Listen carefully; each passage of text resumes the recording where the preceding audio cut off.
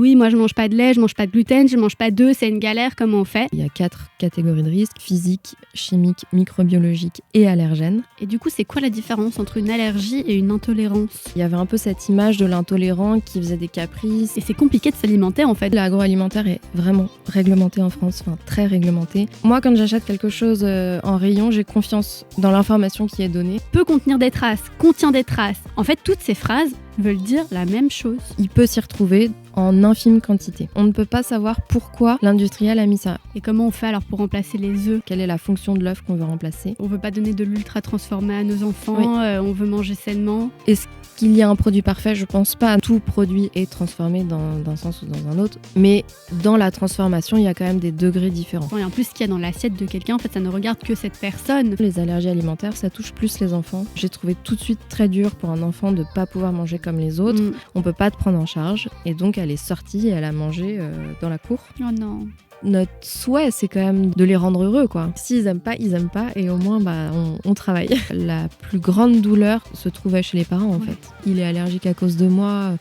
Les enfants, certains n'avaient jamais mangé de chocolat.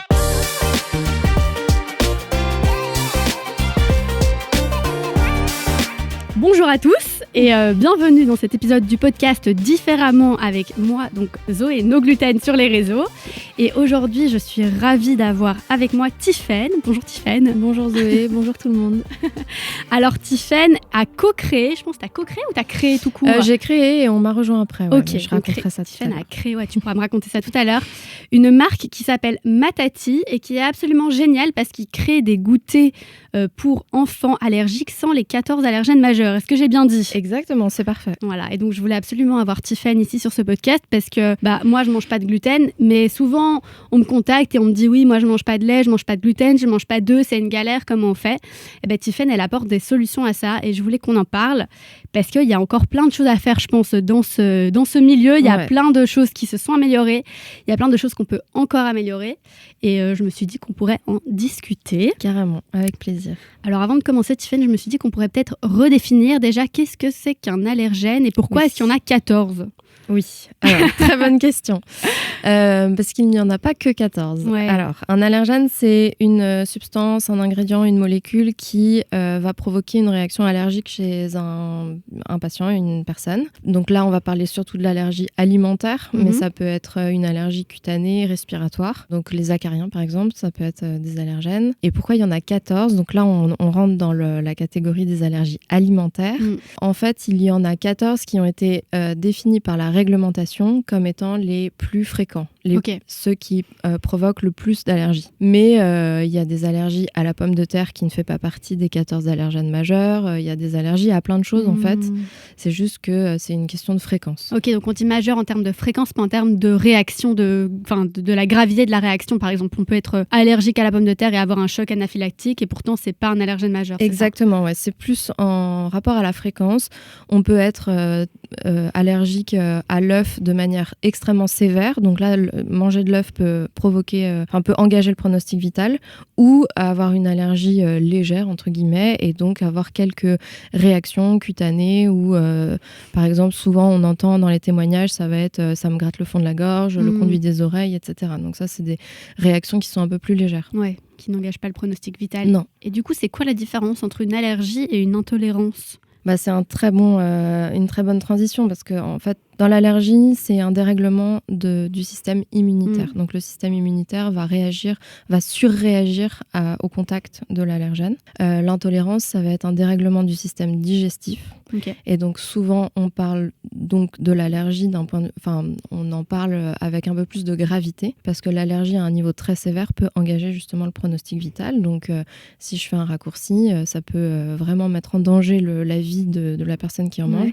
Alors que dans le cas de l'intolérance, même s'il peut y avoir des intolérances très graves, ça va plus être une gravité de long terme si la personne intolérante va manger souvent l'aliment auquel il est intolérant, là ça peut mettre en danger un peu sa vie ou sa santé, alors que l'allergie ça peut être en une fois. Ouais. C'est pour ça qu'on se sent beaucoup plus légitime de dire, par exemple, moi au restaurant, je dis souvent je suis allergique au gluten, ce qui n'est pas du tout le cas, puisque la maladie cœliaque est une intolérance au gluten, mais c'est encore une autre catégorie. Oui, et la maladie cœliaque, c'est un peu l'intolérance qu'on considère comme presque comme une allergie parce que c'est quand même une grande forme de gravité. Enfin, on peut parler de gravité. Ouais, mais pareil, ça n'engage pas le pronostic vital directement, quoi. Je vais pas, c'est ça. À chaque fois, on me demande au restaurant, est-ce qu'on doit appeler les pompiers si jamais. Je dis non, on ne doit pas appeler les pompiers. Par contre, je vais pas me sentir bien, quoi. Mais voilà, mais on va en parler peut-être tout à l'heure, mais c'est souvent le souci dans la société, c'est qu'on a besoin d'aggraver l'information pour être pris au sérieux. Alors qu'en fait, même en cas d'une allergie qui est peu sévère, on est censé devoir prendre l'information au sérieux et prendre en compte cette situation pour offrir le plat en toute sécurité à la personne, quoi. Je trouve qu'on n'a pas forcément besoin de dire qu'on va potentiellement mourir si on mange ça pour être pris au sérieux. Je trouve ça dommage encore qu'on doive passer par là.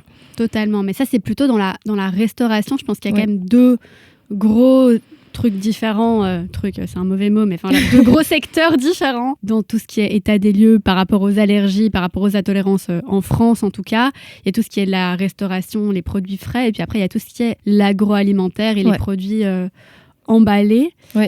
Cette différence-là, elle se voit dès la réglementation, en fait. Je fais juste une petite parenthèse sur la réglementation. Il y a la réglementation INCO qui est à l'échelle européenne depuis 2014.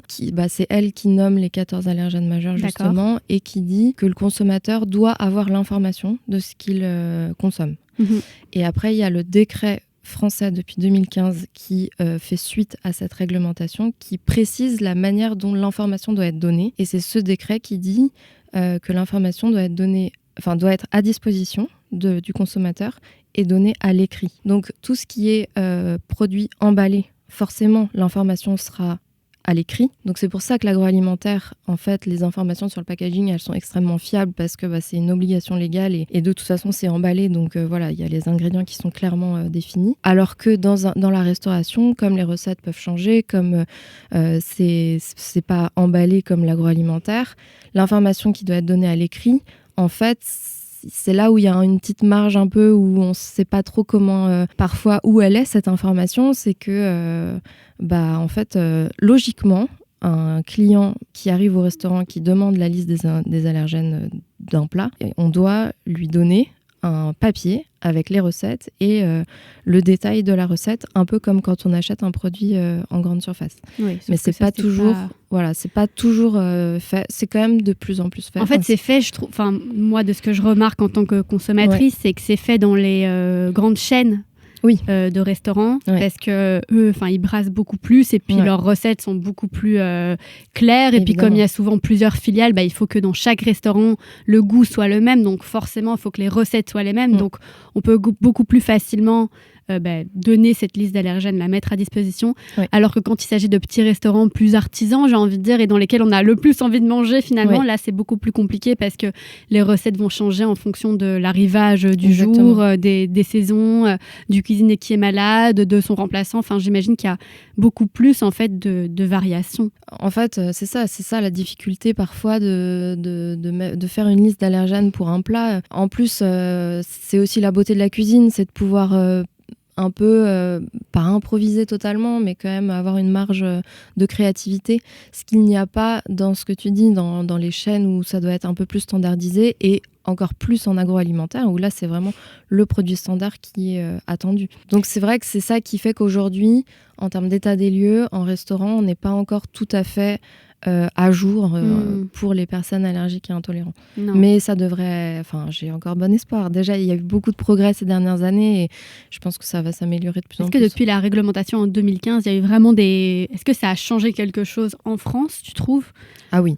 Ouais. Ouais. Déjà, en agroalimentaire, c'est quand même respecté. Je parle pas des cas particuliers, des changements de recettes. On peut en parler plus tard si c'est intéressant pour vous. Mais je parle pas des cas particuliers, mais de manière générale, c'est quand même vraiment bien appliqué. Les informations sur les packaging en agroalimentaire en France, elles sont fiables. Donc là, déjà, il y a eu une différence. Et moi, je trouve que oui, quand même, il y a une évolution.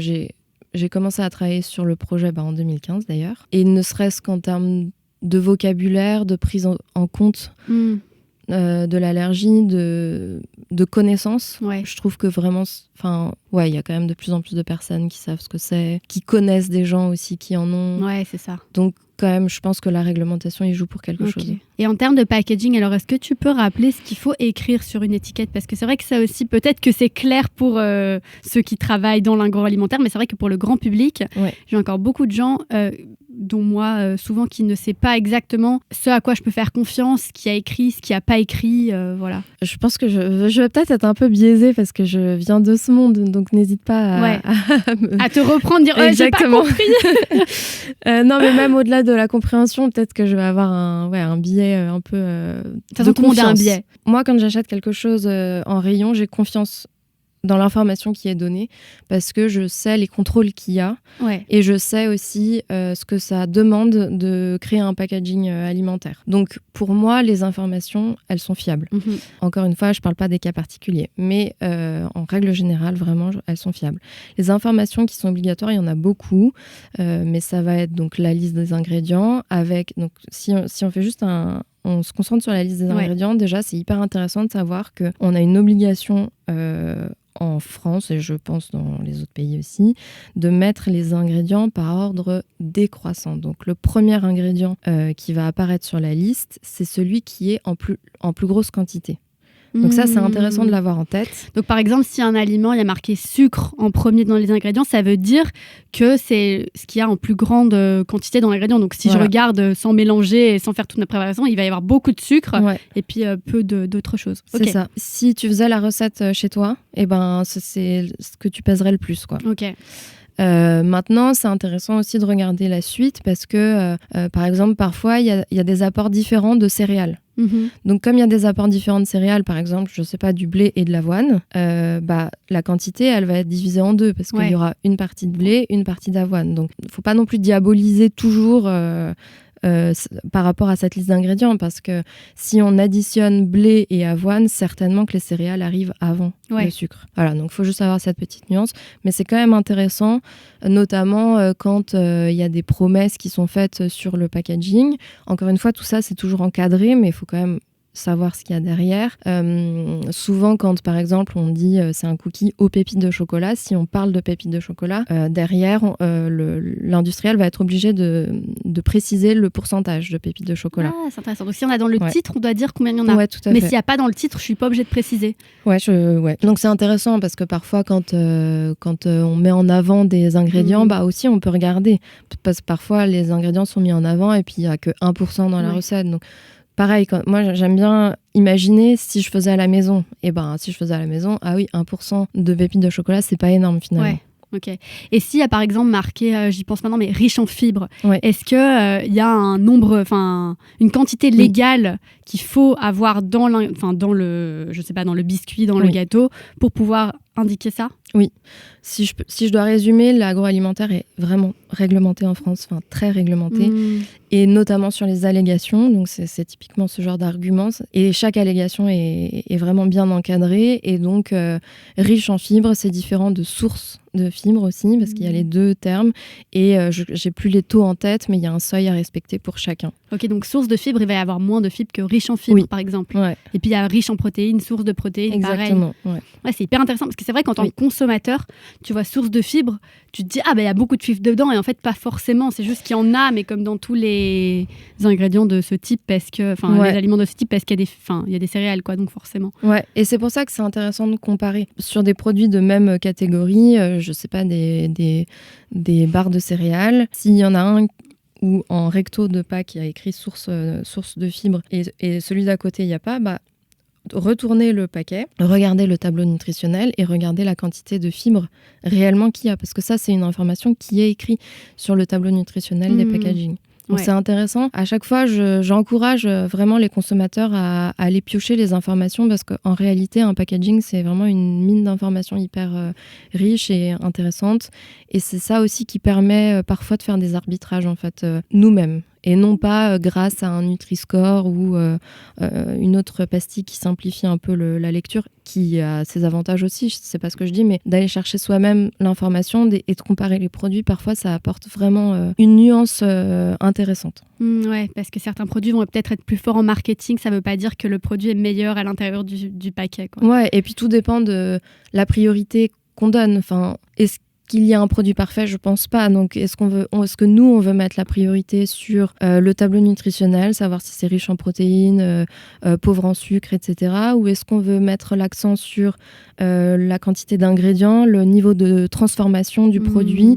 Dans ces cas-là, on va plutôt regarder la liste des ingrédients. Est-ce qu'on veut mettre en priorité le packaging? Enfin, du coup, si je parle de Matati, je sais que l'aspect des produits et du packaging ont de l'importance. Ouais, ça s'adresse aux enfants. Voilà, exactement. Nos clients, c'est des enfants qui ne peuvent pas manger comme les autres. Donc, l'aspect du packaging va avoir son importance. Je ne dis pas que c'est le seul critère, mais ça a quand même son importance pour qu'ils se sentent comme les autres. Donc voilà, chacun a sa priorité. Puis il y a le prix aussi quand même. Et voilà, il y a le prix. Il faut prendre en compte parce que c'est vrai qu'avec tout ça, ça peut monter vite et puis pas tout le monde peut toujours se permettre d'acheter le produit le plus cher. Exactement. Et finalement, quand on regarde les étiquettes, c'est peut-être pas le produit le plus cher qui est le meilleur pour la santé ou bien qui correspond vraiment aux critères qui sont importants pour nous en fait. Ouais, donc, exactement, c'est ça. C'est ça, il faut se poser les questions et puis voir pour soi-même ce à quoi on fait attention. Ouais. Et en termes d'allergie, alors qu'est-ce qu'il faut comme information sur un paquet? Qu'est-ce qu'on doit indiquer?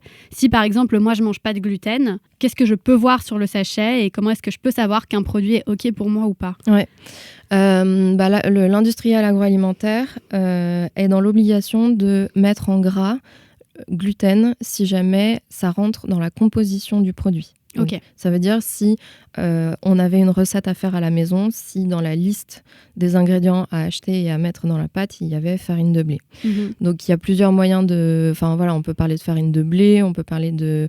je sais plus quel est le terme, mais il y a plusieurs moyens de nommer ça, mais dans tous les cas, ce sera en gras. Mais il n'y a pas forcément écrit le mot gluten. Enfin, je sais que dans le cas du gluten, il peut y avoir mis blé en gras ou orge en gras et pas forcément gluten. Oui.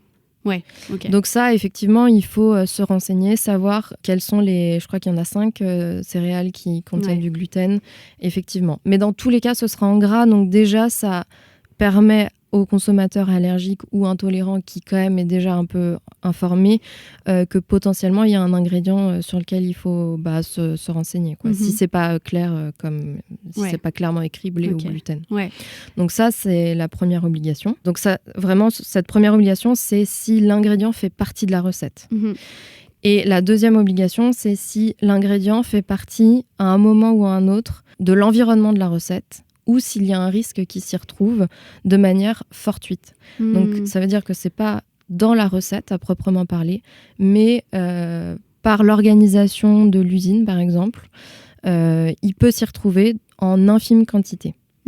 Et ça, c'est ce qu'on appelle les contaminations, c'est ça. Contamination croisée au restaurant, mais en fait, ça peut arriver aussi dans les produits qui sont faits de manière industrielle, parce qu'en fait, c'est comme dans un restaurant, c'est juste que c'est plus grand, et que donc, imaginons que de la farine a été transportée avec les pépites de chocolat, il se pourrait que, par malheur, quelqu'un ait ouvert le paquet de farine, ou bien qu'il y ait eu un petit peu de farine qui soit tombée sur les pépites, par exemple. Oui, par exemple. Et c'est exactement ça. Ou alors, ça peut être l'exemple du chocolat. Où souvent les chocolatiers, ils ont une déclinaison chocolat noir, chocolat au lait, chocolat aux amandes, aux noisettes, etc. Et en fait, le chocolat déteste l'eau. Donc, ils vont pas forcément nettoyer leur ligne à 100% entre deux fabrications de chocolat. Et donc, si la fabrication de chocolat noir passe après la fabrication de chocolat au lait, il peut y avoir des traces de lait dans le chocolat noir. Tout ça, c'est des infimes quantités. Et c'est ça un peu aujourd'hui la problématique que nous, on a et que surtout les personnes allergiques ont, c'est qu'en fonction de la sévérité de leur allergie, la quantité, si ça se trouve, serait minime et ne provoquerait pas d'allergie chez eux. Mais comme on n'a ni la quantité qui réagirait ou la quantité qui se trouve dans le produit fini, dans le doute, c'est une question de risque à prendre ou pas. Voilà. Et ça, c'est dans le cas des allergies très sévères. Il y a des allergies moins sévères. Ouais, donc en fait, il n'y a pas de loi sur aussi donc il y a une loi qui dit que si jamais il y a possibilité de trace, il faut l'indiquer sur le paquet. Mais par contre, la manière de l'indiquer, en fait, il n'y a pas de loi. Et ça, c'était Non. un truc que vous aviez dit dans un live, une Ouais. fois que j'avais écouté et qui m'avait franchement... j'avais halluciné parce qu'en fait, dire peut contenir des traces, contient des traces, a été fabriqué dans un environnement qui utilise aussi, je ne sais pas ce qu'il y a d'autre comme phrase qui peut être écrite, mais voilà. En fait, toutes ces phrases veulent dire la même chose. Ouais. Ça, c'est tellement important de le préciser parce que au cours du développement de ma thérapie, j'ai croisé des indications, notamment de services allergologiques, qui disaient s'il y a écrit peut contenir, vous n'en mangez pas, et s'il y a écrit a été fabriqué dans un atelier qui, vous pouvez en manger. Non, surtout, vraiment... Ça veut dire la même chose. Ça veut dire la même chose. En fait, le fait que ce soit pas encadré, ça signifie que les industriels agroalimentaires peuvent choisir la manière dont ils indiquent cette présence fortuite, cette potentielle présence fortuite. Ouais. Et donc, on ne sait pas si ils disent ça parce que dans leur analyse de risque, ils ont du gluten sur la ligne juste à côté, ou si ils ont mis ça parce que dans leur analyse de risque, ils ont vu que dans le stockage, 2 jours sur 365, il y avait une proximité entre les deux. Donc en termes de quantité, on n'a aucune idée de ce qui peut se retrouver dans le produit fini. Donc en fait, c'est un peu au petit bonheur la chance et chacun doit mettre sa limite là où il se sent à l'aise de la mettre. Dans le cas des allergies, j'aurais tendance à dire il faut poser la question auprès du professionnel de santé qui suit la personne. C'est lui qui va pouvoir dire c'est OK pour les traces, c'est pas OK pour les traces, etc. Ouais, mais dans le cadre du gluten, je trouve que c'est hyper compliqué parce que, en fait, beaucoup d'industriels veulent se protéger, ce qui est totalement normal parce qu'ils veulent franchement éviter tout accident. Ouais. Mais quand il s'agit, par exemple, d'amandes, je sais pas, ou de produits qui sont pas du tout transformés, et il y a marqué peut contenir des traces de gluten. En fait, c'est très compliqué d'en trouver sans traces de gluten. Et la chance qu'il y ait vraiment du gluten dans les amandes est vraiment infime, hyper faible. Oui. Et c'est compliqué de s'alimenter, en fait. Donc moi, ce que je dis aux gens, après, je suis pas professionnelle de santé et c'est ce que je fais pour moi. Et c'est pas pour ça que c'est la bonne chose à faire. Mais c'est vrai que moi, si un aliment est très loin du gluten, par exemple des amandes, je sais pas, un truc rien à voir, et qui a marqué peut contenir des traces et que c'est pas un aliment qui est transformé, j'ai tendance à le consommer. Après, s'il s'agit de farine sans gluten, mais qui peut contenir des traces, ça jamais de la vie je vais en consommer parce que justement j'imagine que c'est qu'il y a eu d'autres farines aux alentours et que donc les chances de traces sont plus grandes. Mais de nouveau, c'est des trucs que j'imagine dans ma tête, j'ai jamais vu une usine de farine, donc je sais pas du tout à quoi ça ressemble en fait. Et donc mais c'est ça le point, c'est qu'en fait derrière cette mention, on ne peut pas savoir ce que ça veut dire. On ne peut pas savoir pourquoi l'industriel a mis ça. Après, sur le fait que les industriels veulent se protéger... Ça n'engage que toi. Ça n'engage que moi. J'ai quand même l'impression qu'il y a des efforts qui ont été faits et que maintenant, quand il y a cette mention de peut contenir, c'est qu'à un moment ou à un autre dans le process, ils ont identifié un risque de contamination croisée. Avant, on parlait beaucoup d'étiquetage parapluie où ils mettaient tous les allergènes pour se protéger. Pareil, ça n'engage que moi. Peut-être qu'il y en a qui le font encore, mais j'ai quand même l'impression qu'avec les contrôles qu'il y a aujourd'hui, il faut quand même pouvoir justifier cette mention. Donc cette mention, on ne l'écrit pas juste parce qu'on avait envie de l'écrire. Il y a des contrôles et des analyses de risque pour chaque allergène qui doivent être faites dans toutes les usines. Oui, il y a une analyse de risque qui est faite pour tous les risques de l'alimentation. Donc il y a 4 catégories de risques: physique, chimique, microbiologique et allergène. Et donc tout ça, c'est une usine quand c'est quoi un risque physique? Une vis d'une machine qui se retrouve dans un produit, par exemple. Ah ouais. Okay. Et ça doit... c'est logique, mais... Et même pour les petites entreprises. À tout le monde. Pour tout le monde. Et qui s'occupe de ces analyses? C'est les entreprises. Quand elles montent leur usine, elles doivent faire leur analyse de risque et mettre les moyens en face pour réduire le risque, pour annuler le risque. Et après, on est contrôlé. Et les organismes de contrôle vérifient cette analyse de risque, voient si on n'a pas oublié des choses, si ce qu'on a mis en place pour répondre au risque est bien mis en place, etc. Hyper intéressant, hyper compliqué. C'est là qu'on se dit, en dur, fait, l'agroalimentaire. Mais oui, en fait, lancer une entreprise dans l'agroalimentaire, on peut avoir plein de bonnes idées et tout, mais après, vraiment le faire, franchement, chapeau.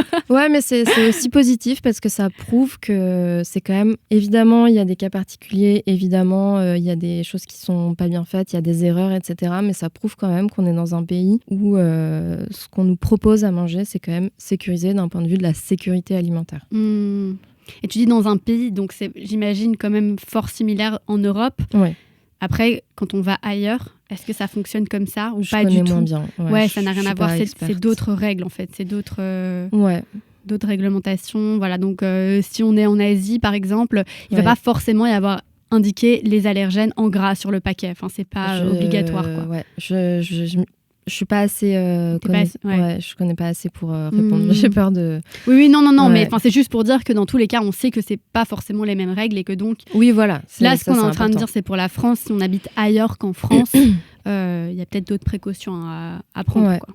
Tu dis qu'il y a eu des avancées, il y a eu des choses qui sont mieux faites aujourd'hui. Pour toi, c'est quoi les gros points sur lesquels il faudrait encore faire des gros efforts en France? Il faut continuer à en parler, il faut continuer à faire comprendre aux gens, toutes catégories confondues, à quel point c'est contraignant. Là, je vais un peu plus parler des intolérances, mais souvent, quand j'ai commencé, en tout cas, il y avait un peu cette image de l'intolérant qui faisait des caprices. Et pour moi, c'est tellement contraignant que si une personne suit ce régime à long terme, c'est que c'est vraiment...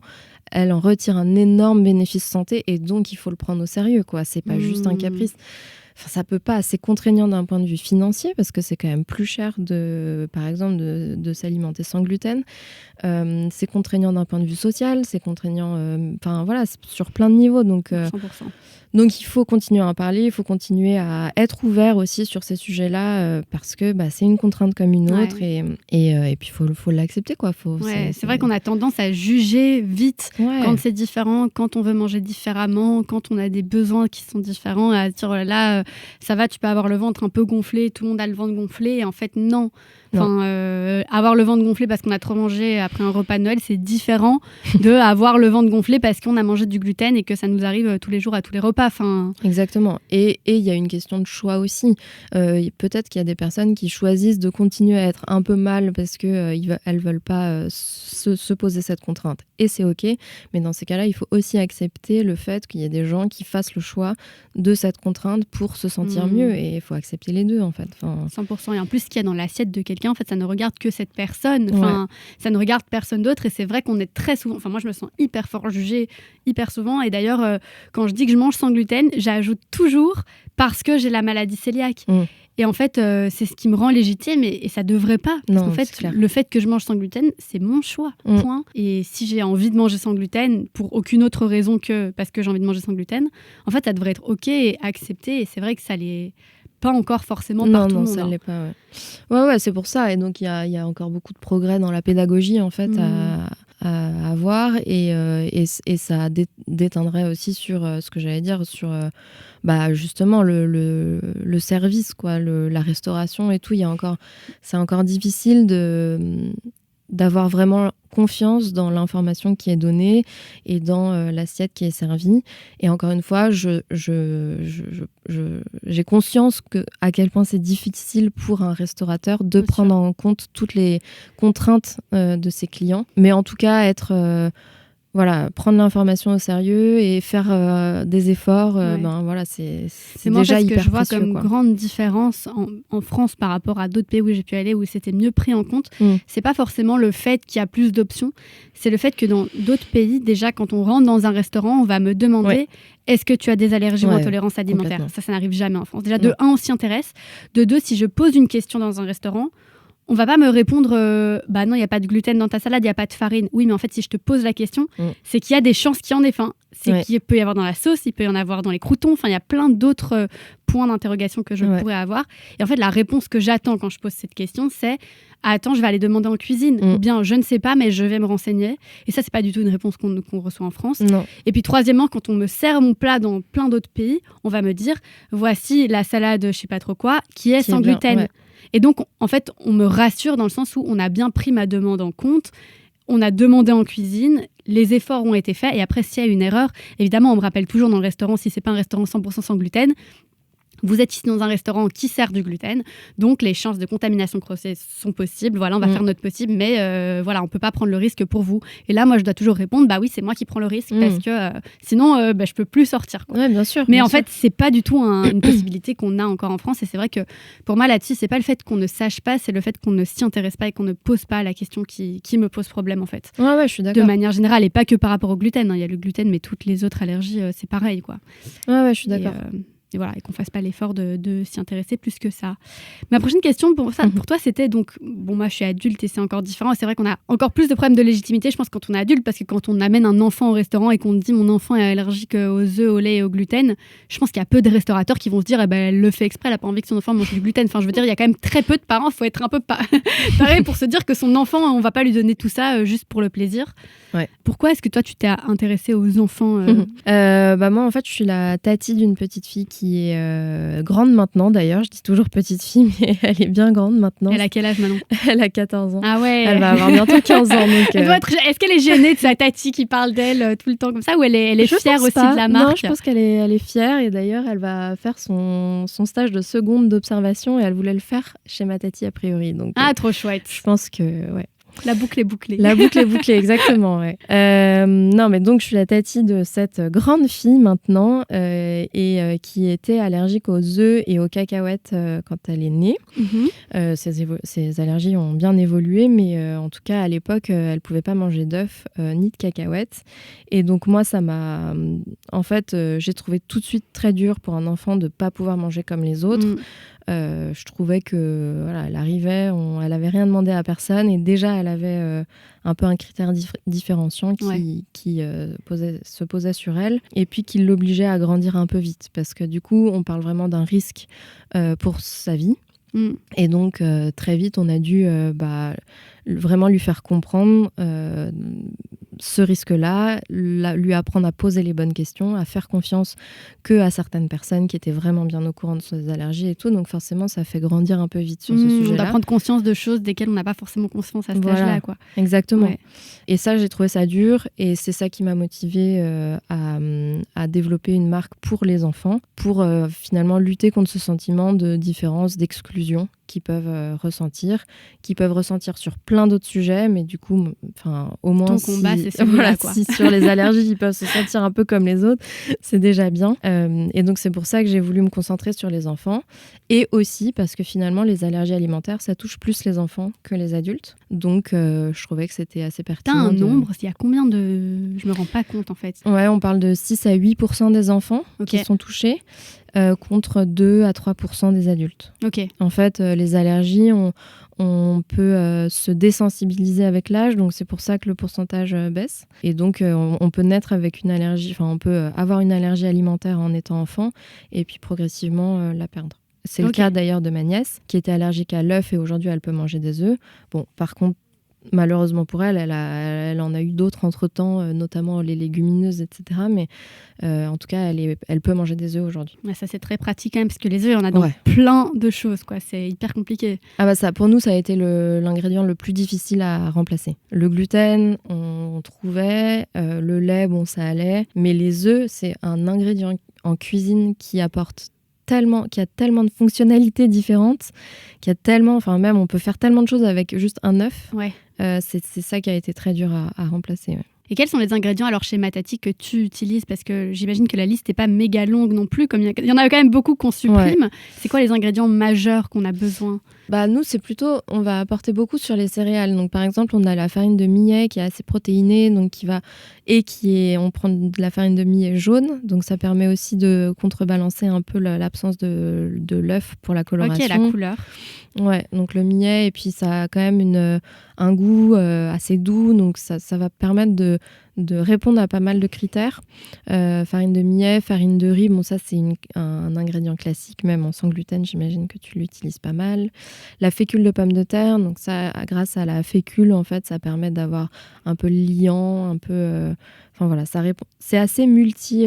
c'est pas un ingrédient qui va répondre à un critère, c'est une combinaison de pas mal de choses. Et après, dans le process aussi, on essaye de, par exemple, recréer une émulsion qu'on aurait grâce à l'œuf dans le process. Et grâce aussi à la recette, on arrive à peu près à à retrouver les critères de départ. Oui, parce que aussi il y a les critères à la fin quand on imagine un gâteau, on veut qu'il soit moelleux, on veut qu'il soit assez aéré. Enfin, j'imagine que tout ça, c'est des critères auxquels il faut réfléchir quand on crée les recettes et que c'est pas forcément le truc le plus facile. Exactement. Et c'est pour ça que ça a été assez long et que encore aujourd'hui, on est en amélioration, on continue. Enfin, c'est vraiment une expertise qu'on développe jour après jour. Il n'y a pas une journée où on ne travaille pas là-dessus, quoi. Et le fait que c'est adapté aux enfants, donc c'est parce que le packaging est adapté aux enfants, est-ce que les adultes et les enfants, quand on leur fait goûter, est-ce qu'ils ont les mêmes réponses par rapport aux recettes qu'ils aiment et qu'ils n'aiment pas? Ou est-ce que les goûts changent aussi? Ah oui, les goûts changent, mais les goûts changent et les goûts changent aussi entre un enfant allergique et un enfant non allergique. Et c'est ça qui est intéressant, c'est que les enfants allergiques, c'est l'exemple du chocolat. Avant qu'on sorte notre calendrier de l'Avent, qui était la première fois où on sortait du chocolat sans les 14 allergènes majeurs, les enfants, certains n'avaient jamais mangé de chocolat. Donc forcément, la dégustation d'un chocolat, quand c'est la première fois que tu en manges, est très différente de quand ça fait déjà 10 ans que tu en manges. Et ça, c'est hyper intéressant. C'est pour ça que dans le panel, on essaye d'avoir des profils différents. Parce que... C'est un peu ça la beauté du truc, parce que c'est vrai que quand on a pu manger un ingrédient et puis qu'on l'enlève, on va tout le temps comparer à l'ingrédient de base, alors que juste si on mange différemment depuis le début, on n'a pas de moyen de comparer. Et donc juste, on n'a pas d'attente. Et le goût est peut-être très bon, c'est juste qu'il va être différent d'un chocolat classique. Et donc un enfant qui mange du chocolat classique va peut-être dire j'aime pas, ça ressemble pas à ce que je connais. Alors que peut-être qu'il aime bien, c'est juste qu'on a des a priori, quoi. Oui, c'est ça. Et puis après, on se rattache quand même aux objectifs, enfin à des critères objectifs. Donc l'onctuosité, le fondant, ce qui fait que une personne lambda aime tel produit. Donc ça, c'est important aussi. Mais c'est pour ça que dans les panels, on a toujours des personnes allergiques et des personnes non allergiques, parce que en fait, c'est à la fin, on veut quand même que ce soit un produit inclusif.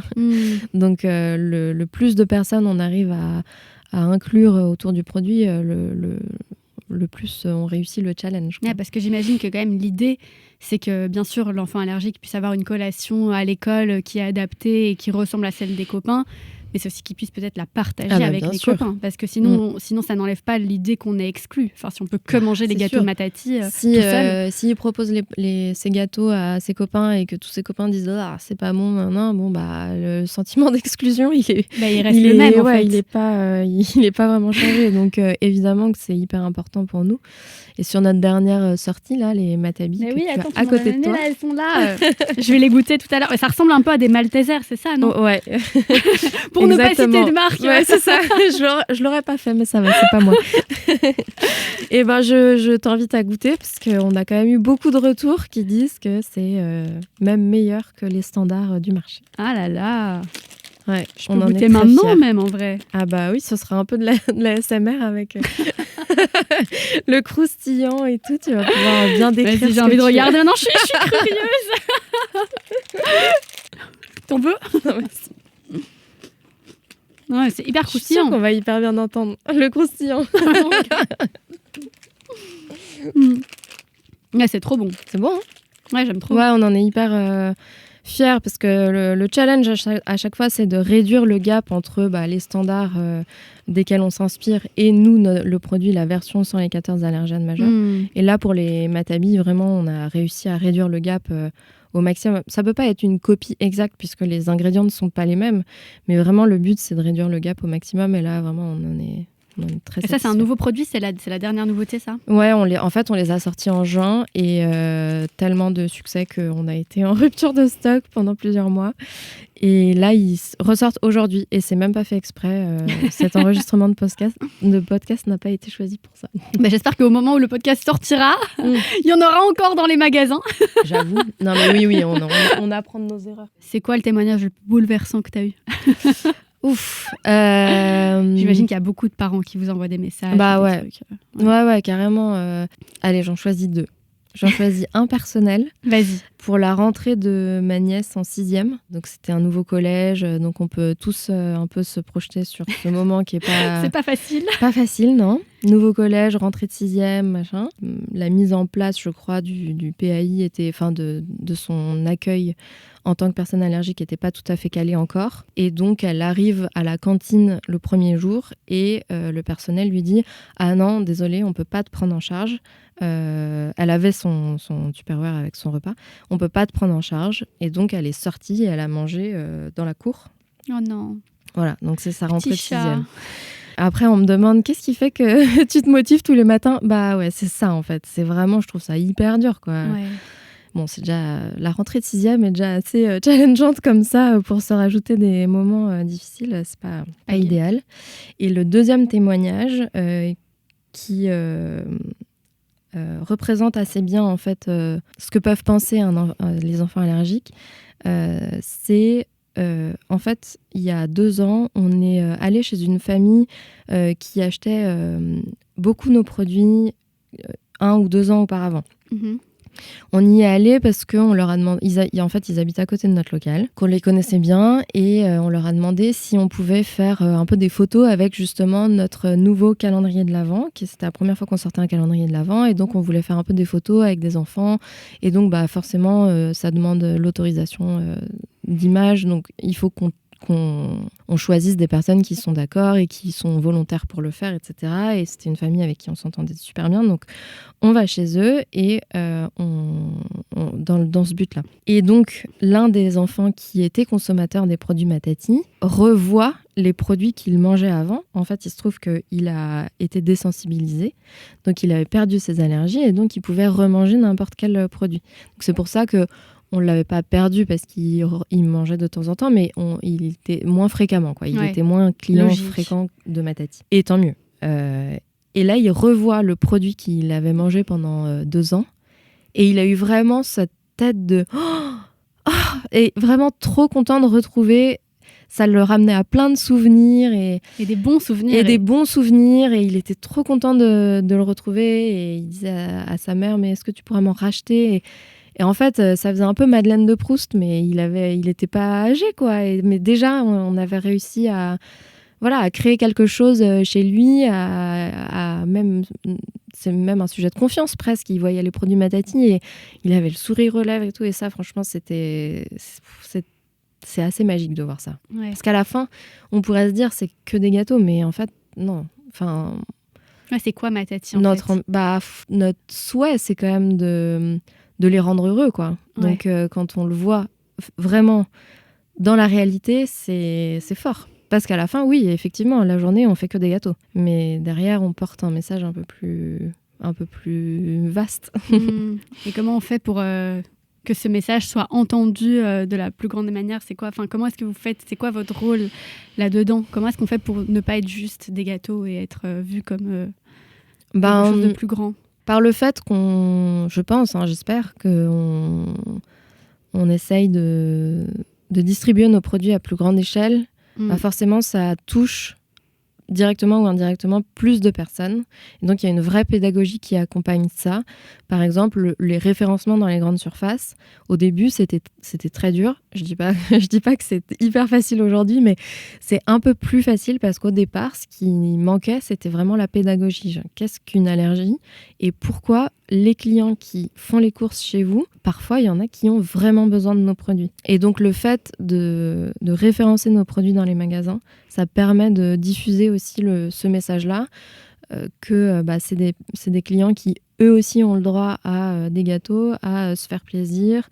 Et après, le fait que les produits existent, par exemple, il y a maintenant du personnel d'école qui achète nos produits pour les goûters d'anniversaire, soit de l'enfant allergique, enfin surtout de l'enfant allergique, mais pour que tout le monde puisse en profiter et qu'il n'y ait pas de risque.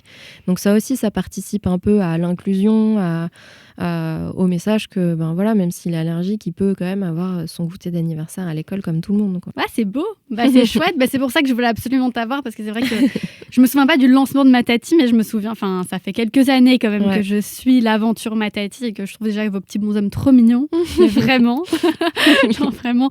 vraiment, ouais. je me suis dit, si un jour j'ai une marque, c'est le rêve, quoi. C'est d'avoir un univers comme ça, coloré, avec des petits bonshommes auxquels on s'attache finalement. Et puis c'est le message, ce truc d'inclusion, parce que c'est vrai que bon, là, c'est la maîtresse qui parle, mais c'est vrai que c'est pas facile. Et puis, on est démunis, en fait, devant ce genre de situation parce qu'on peut pas aider, on n'a rien à proposer. Il y a très peu de gâteaux qui sont adaptés. Exactement. Et puis je me suis retrouvée dans des situations qui sont compliquées, en fait. Exactement. Maintenant, il y a souvent la règle d'apporter des produits industriels, justement, pour avoir la sécurité, la garantie, les informations sur le packaging. Mais en fait, en produits emballés, adapté aux personnes allergiques, il y en a très peu. Et c'est pour ça que souvent, c'est nous, c'est nos big bros qui achètent les brownies à partager.